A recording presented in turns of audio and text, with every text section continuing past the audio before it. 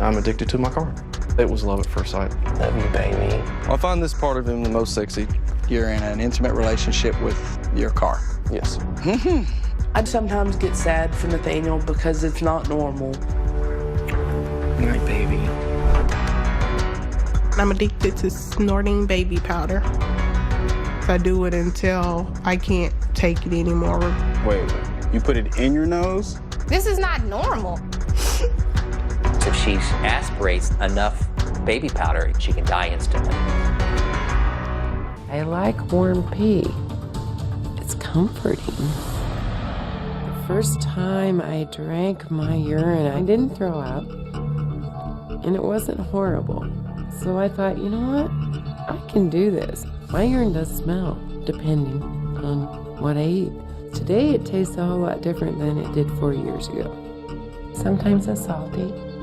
Sometimes tastes like plum champagne.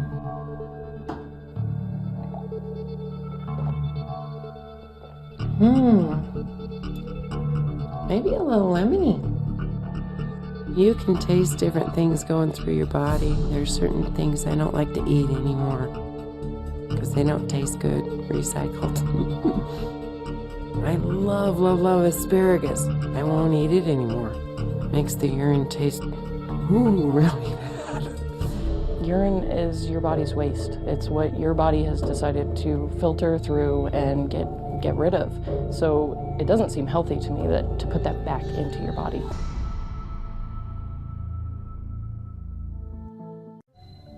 I actually brought you over here to tell you something. Oh. What would you think about someone who ate tape? You said what? Somebody who like chewed tape, you know. Flame, right? I've been eating tape since I was about 13. I didn't know how to take it because I just didn't believe it at first. It's not normal that humans eat tape. It's not a good look. So what is it about the tape that you like exactly? It relaxes me. I chew it up, spit it out. Sometimes I swallow it. Is it like messing up with your health or anything? It's not bad. Well, I don't know if it's like bad for you. I'm pretty sure it's not good for you. The tape might be something we need to subtract. You have to understand, it's hard for me. You can't just stop. I'm sorry. Andrea, don't cry. Come on. I just want everything to be okay. But I don't want to say I lost my friend because she was addicted to eating tape. My name is Dave Cat. I'm 37 years of age. And I can't live without my real doll.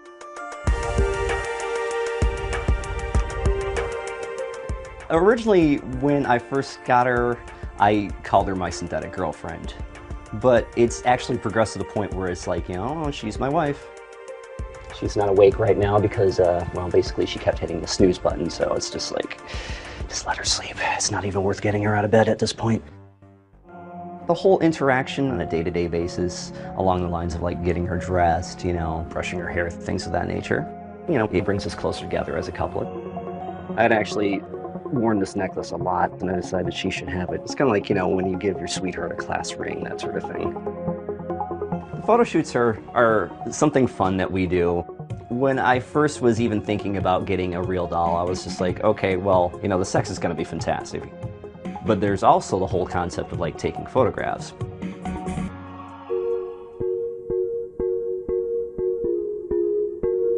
My mother and I used to go down to downtown Detroit every weekend.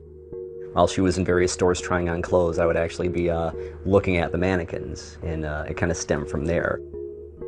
Back in 1999, actually, my best friend, Monty, had actually tipped me off to a site that sold these lifelike mannequins that were made out of silicone, so they were nice and soft. I was like, oh my God, I've got to have one of these.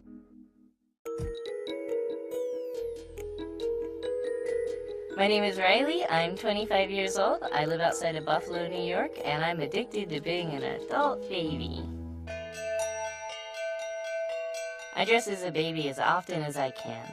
Whenever I come home, I always slip into one of my cute little outfits, and it helps me wash away all the stress of the big, tough world.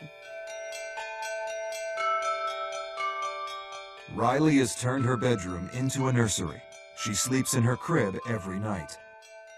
I love pajamas, especially footy pajamas. Things with ruffles and pink. I love having my hair in pigtails and sucking on my pacifier.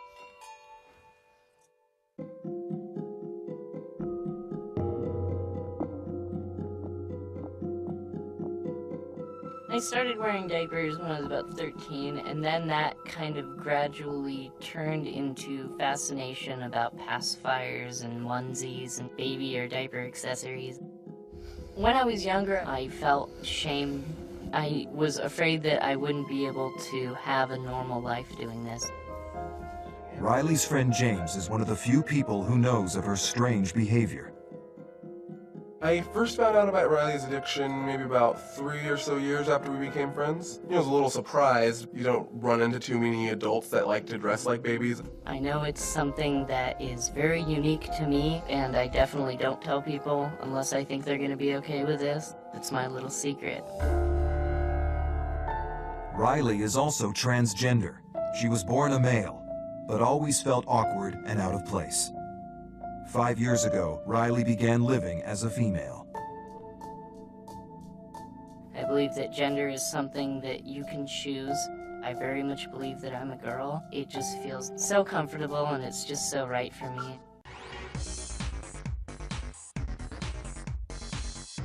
My name is Josh. I'm 27. I live in Worcester, Ohio, and I'm addicted to eating glass.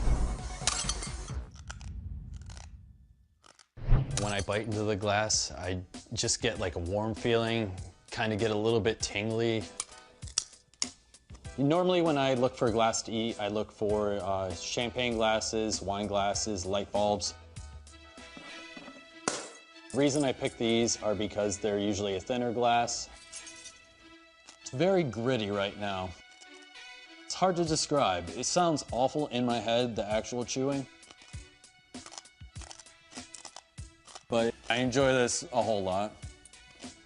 There isn't a whole lot of taste, it's more of a texture thing. It's like eating horrendously sharp rock candy until you grind it down.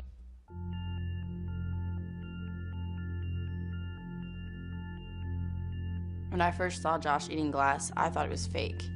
I didn't think it was real. And when I found out that it was, I was upset and scared. I am a performer for a living. I do stand-up comedy, but glass eating is not my routine. I actually came across glass eating in a book that I was reading. It was kind of scary at first, and then once I realized that it didn't seem to be doing damage to me, it got a lot easier for me to do. I'm worried about you. You don't know what that's doing to the inside of you. Like, most people are worried about having bad cholesterol and you eat glass. Yeah, but it's not like I feel anything. It doesn't hurt when I eat glass or anything. Yeah, most people don't know they're gonna have a heart attack either, and they have those all the time. I've cut my lips many times, the corner of my mouth. I've had pieces of glass in my gums. So there's very distinct possibility it could be cutting deep down inside my body. So I don't know why you're eating it at all. You know, I try not to do that.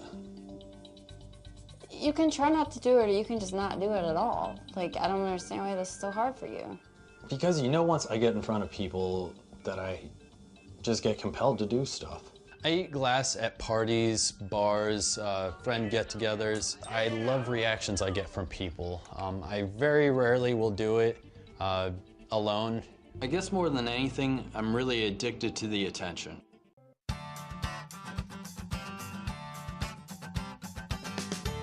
My name's Teresa. I'm 44 years old. I live in Bedford, Virginia. Pretty day today. And I'm addicted to eating rocks. I don't think I would be able to function every day if I didn't eat some quantity of rock. Teresa has been addicted to eating rocks for more than 20 years. She was initially attracted to the earthy smell. I was just out walking one day. I had no intention of biting into it or chewing it, but I did, and once I did that, I was hooked on them. Now Teresa can't go more than a few hours without eating rocks. It's the grittiness of it, and the earthy taste. I actually like how it feels on my teeth when I'm crunching them up. I'm very worried about Teresa. When your body can't handle what you're putting inside of it, it's gonna rebel against you. Teresa's favorite type of rock is a mixture of several minerals, including granite. She uses a hammer to break them up into bite-sized pieces. This is about the size I like it because it's not as hard to swallow. I would normally take a piece like this and normally just put it in my mouth or bite on it, or just put the whole piece in my mouth and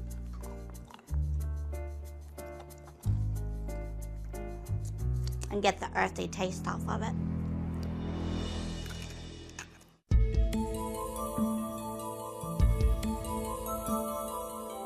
I will eat them in front of anybody. I'm not ashamed of it, so it doesn't really bother me.